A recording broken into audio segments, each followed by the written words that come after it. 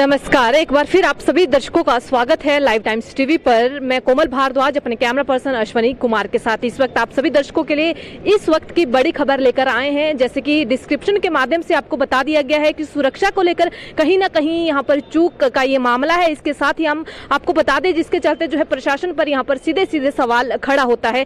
क्या है ये पूरा मामला, ये भी आप सभी दर्शकों को बताएंगे। इससे पहले आप सभी दर्शकों को बताना चाहती हूँ कि हमारे साथ यहाँ पर कुछ खास मेहमान जुड़े हैं।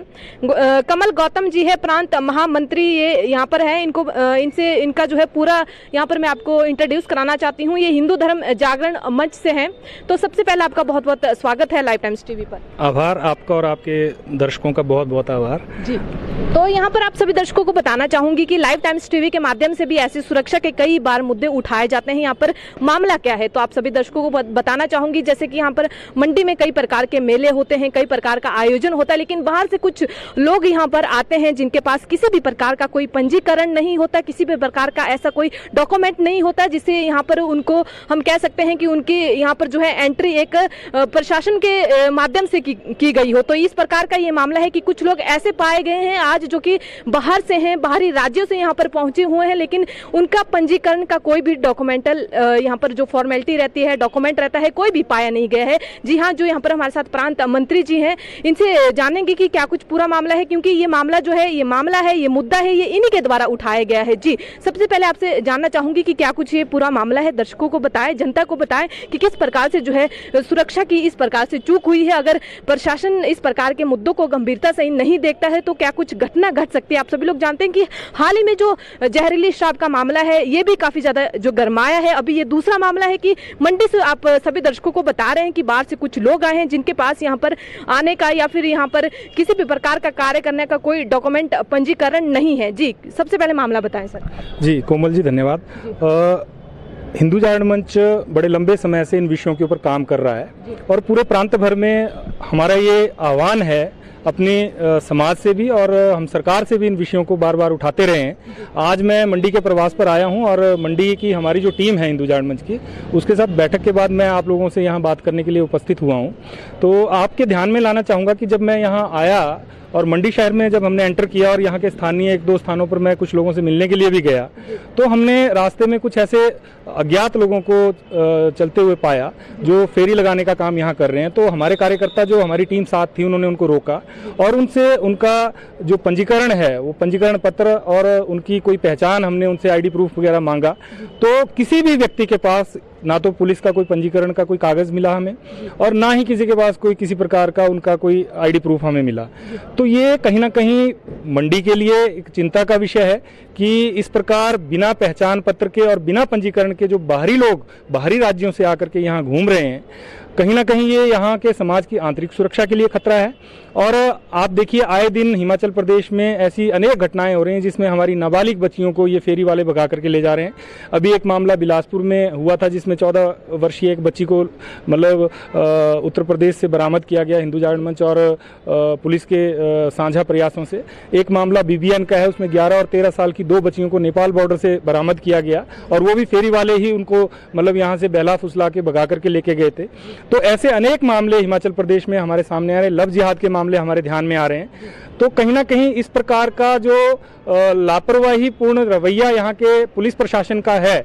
और देखिए, मंडी जो है मुख्यमंत्री महोदय का गृह जिला है। अगर यहाँ शासन और प्रशासन की व्यवस्था इतनी लचर है तो आप कल्पना कर सकते हैं कि किस प्रकार का ढुलमुल रवैया जो है वो पूरे प्रदेश में चल रहा होगा। तो कहीं ना कहीं ये हमारे लिए चिंता का विषय है। और जो लव जिहाद के मामले आज आए दिन आ रहे हैं, अभी 10 दिन पहले चंबा में एक मामला आया था जिसमें कुछ मुसलमान जो है एक हिंदू लड़की को भगा करके लेके गए थे।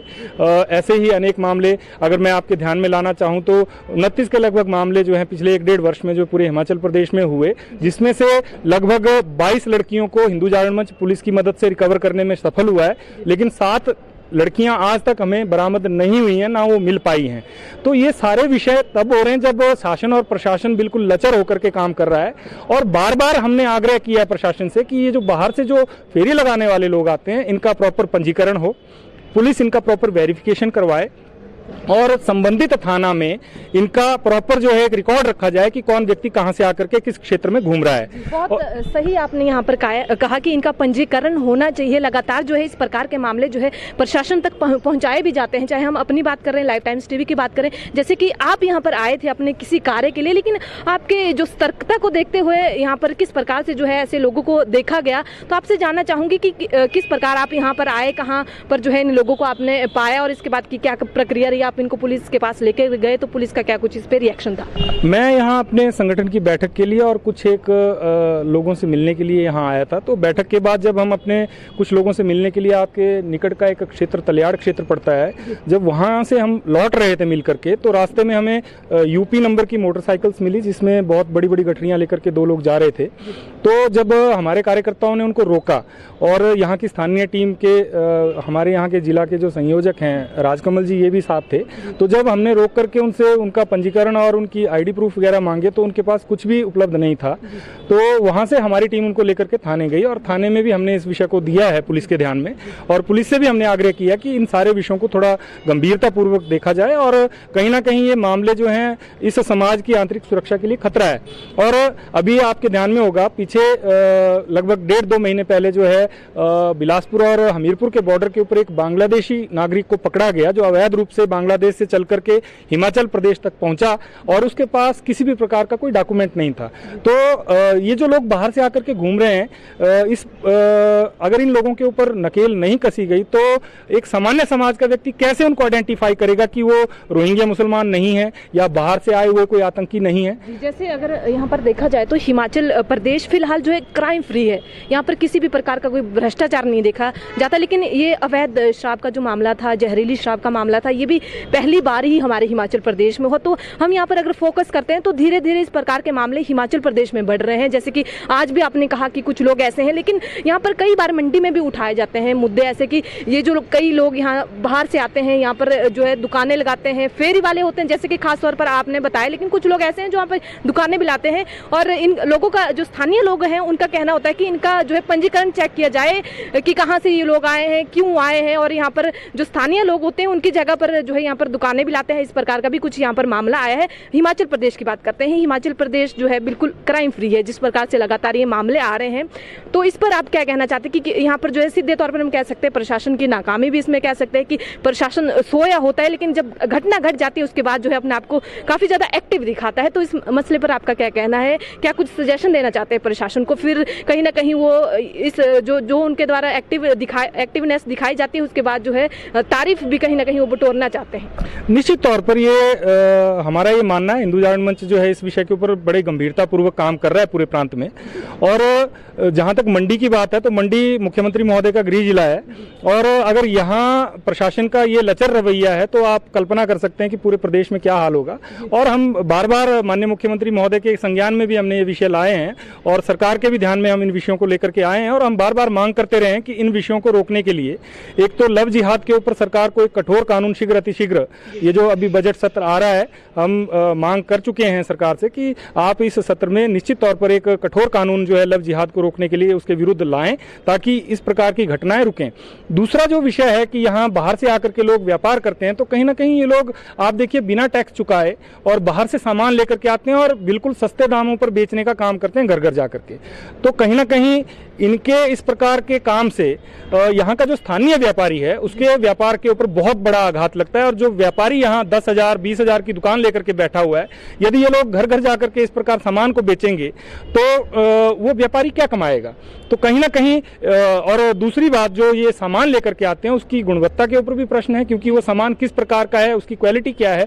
तो कहीं ना कहीं हिमाचल के लोगों को लूटने का भी ये एक प्रकल्प चल रहा है और निश्चित तौर पर ये चिंता का विषय है। और हम सरकार और प्रशासन से ये मांग करते हैं कि इन विषयों को गंभीरता से देखें और जो भी लोग यहाँ बाहर से आ रहे हैं उनका निश्चित तौर पर जो है आइडेंटिफिकेशन होना चाहिए और प्रॉपर उनका पंजीकरण किया जाना चाहिए। अगर लव जिहाद की बात की आपने, यहाँ पर यूपी से बाहर से लोग आते हैं, अन्य राज्यों से आते हैं, यहाँ पर जो है कहीं ना कहीं वो हिमाचल प्रदेश की जो लड़कियां होती हैं उनको ठगा जाता है और अपने साथ लेकर जाते हैं, लेकिन अगर लेके भी जाते हैं लेकिन उन लड़कियों का फिर यहाँ पर वापस आना बहुत ज़्यादा मुश्किल हो जाता है। ये काफ़ी गंभीर समस्या होती है उन माता पिताओं के लिए जिनकी वो बच्चियाँ होती हैं। और किसी प्रकार का यहाँ ये भी देखा गया है जो बाहर के लोग होते हैं उनका रवैया भी यहाँ की लड़कियों के लिए काफ़ी ज़्यादा जो है हम कह सकते हैं सही नहीं होता। तो क्या क्या कहना चाहेंगे? बिल्कुल बिल्कुल, ये सारा जो लव जिहाद का जो काम है ये पूरा षड्यंत्र पूर्वक हो रहा है। और आपके ध्यान में होगा कि उत्तर प्रदेश एसटीएफ ने एक ऐसी संस्था को पकड़ा था जिसकी फंडिंग 1.5 करोड़ से ज़्यादा एक साल में हुई थी। तो ऐसी इस्लामिक संस्थाएं जो देश भर में काम कर रही हैं और बाहर के जो एनजीओज हैं जिनको अभी केंद्र सरकार ने प्रतिबंधित किया है उनकी फॉरेन फंडिंग के ऊपर, तो ऐसे जो लोग हैं वो इस प्रकार के प्रकल्पों के लिए, और लव जिहाद का जो एजेंडा है इनका इस्लामिक षड्यंत्रकारियों का, उसमें निश्चित तौर पर हिंदू लड़कियों के रेट तय हैं और हिंदू लड़कियों के 7 से 12 लाख तक जो है इन्होंने रेट तय कर रखे हैं। और यदि किसी हिंदू लड़की को यहाँ से भगाया जाता है तो निश्चित तौर पर जब उसको भगा करके यहाँ से वो लेके जाते हैं तो इस प्रकार की जो संस्थाएं हैं इनकी जो लव जिहाद के इन षड्यंत्रों को फंड करती हैं वो निश्चित तौर से 7 से 12 लाख रुपए तक जो है एक लड़की को भगाने का इनको देते हैं। तो कहीं ना कहीं ये लव जिहाद की इंडस्ट्री जो है फॉरेन फंडिंग के ऊपर और बाहर से जो इस्लामिक संस्थाएं जो है काम कर रही हैं वो हिमाचल की डेमोग्राफी को बदलने के लिए और उन लड़कियों को इस्लाम में कन्वर्ट करने के लिए जो है सुनियोजित ढंग से जो है ये षड्यंत्र किए जा रहे हैं। जी, इस प्रकार के जो हम कह सकते हैं ये षड्यंत्र होते हैं या फिर हम इसमें कह सकते हैं कि क्राइम होते हैं, लगातार हमारे देश में बढ़ रहे हैं, हमारे प्रदेश में बढ़ रहे हैं। लेकिन जिस प्रकार का आज आपने ये बिलासपुर से आए हैं, आप दूर से आए हैं और यहाँ पर जो है ये मसला जो आपने सॉल्व किया है क्योंकि इससे जो है क्या हो सकता है, इससे जो प्रशासन है अब और ज़्यादा सतर्क हो सकता है। तो आपका लाइव टाइम्स टीवी के माध्यम से जो हमारी मंडी की टीम है उससे जो है हम लोग आपका आभार प्रकट करते हैं कि इस तरह का मामला आज आपने उठाया। और फिलहाल मैं आपका बहुत बहुत शुक्रिया करना चाहूँगी। धन्यवाद आपका और आपके दर्शकों।